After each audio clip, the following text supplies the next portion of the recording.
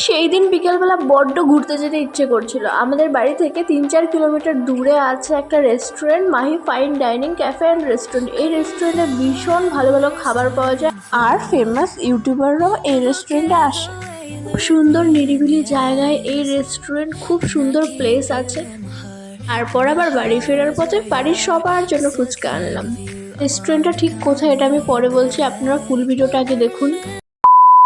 দুপুরবেলা ছাদে গিয়ে দেখি দুপুরবেলায় আকাশে এত মেঘ পড়েছে, কি সুন্দর হাওয়া দিচ্ছিল আর এত পরিমাণে ঝড় হচ্ছিল, ভেবেছিলাম যে যেতেই পারবো না, কিন্তু হঠাৎ করেই 3টের দিকে আকাশ পরিষ্কার হওয়াতে আর গন্তব্যস্থলের দিকে আমি রওনা দিলাম। ফার্স্টেই চলে এসেছি বল্লভপুর স্কুলে হরিয়াকি পার হয়ে, তারপরই আস্তে আস্তে হেঁটে হেঁটে চলে এসেছি মাই ফাইন ডাইনিং ক্যাফে অ্যান্ড রেস্টুরেন্টে। ফার্স্টেই অর্ডার করে দিয়েছিলাম চিকেন বিরিয়ানি।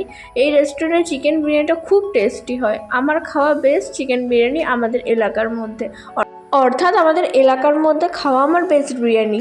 চিকেন বিরিয়ানি দেখে আমার এডিট করার সময় জিভে জল চলে আসছিলো, এত পরিমাণে বিরিয়ানির ক্রেভিংস হচ্ছিল কি আর বলবো। এখানে ফুল প্লেট বিরিয়ানি 120 টাকা দাম। যাই হোক, বিরিয়ানি খাওয়া হয়ে গেছে, এবারে অর্ডার করে দিলাম মাত্র 2 পিস চিকেন ললিপপ, কারণ বেশি খাওয়ার পেটে একদম জায়গা নেই। চিকেন ললিপপ খাওয়ার পর 1 প্লেট চিকেন পকোড়া অর্ডার করেছি, যেটার দাম ছিল 100 টাকা। অনেক কটা পিসই ছিল, প্রায় 8 পিসের মতো হয়তো ছিল।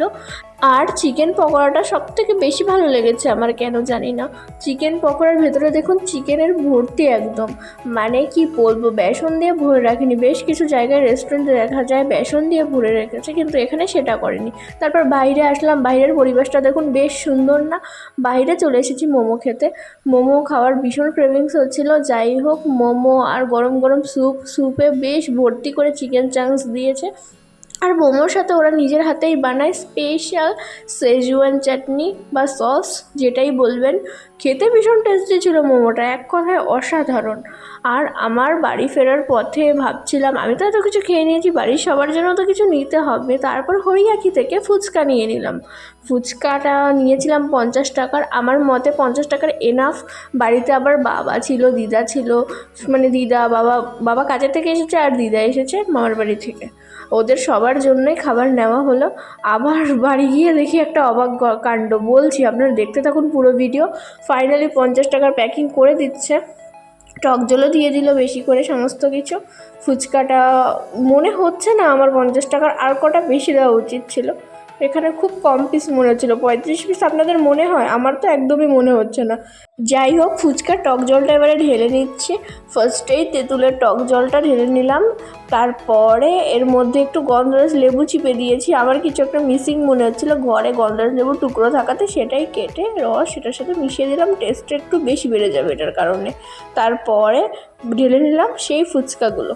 আমার সত্যি কথা বলবো, এসব ভিডিও বেশ কয়েকদিন আগের ছিল। এই খাবারগুলো দেখে আমার এডিট করার সময় এত পরিমাণে লোভ হচ্ছিল, কি আর বলবো, কিছু বলার নেই। আর ফুচকাগুলোর সাইজ যথেষ্ট বড় ছিল, মানে কি বলবো, 4-5টা খেয়ে পুষিয়ে যাওয়ার মতো। আলুটাও ভালো দিয়েছিল, টক জলটাও বেশ ভালোই দিয়েছিল।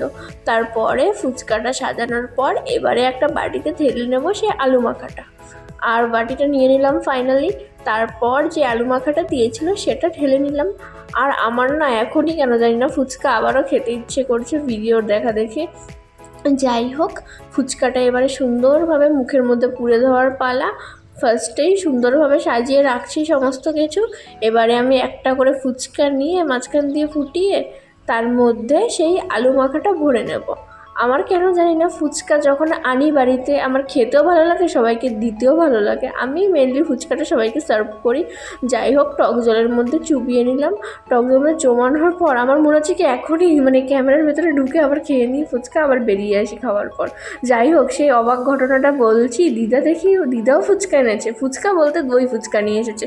এবার দই ফুচকা যখন নিয়ে এসেছে সেটাও তো খেতেই হবে, তাই দই ফুচকা সমস্ত ফুচকাগুলো একটা প্লেটে সাজিয়ে নিলাম।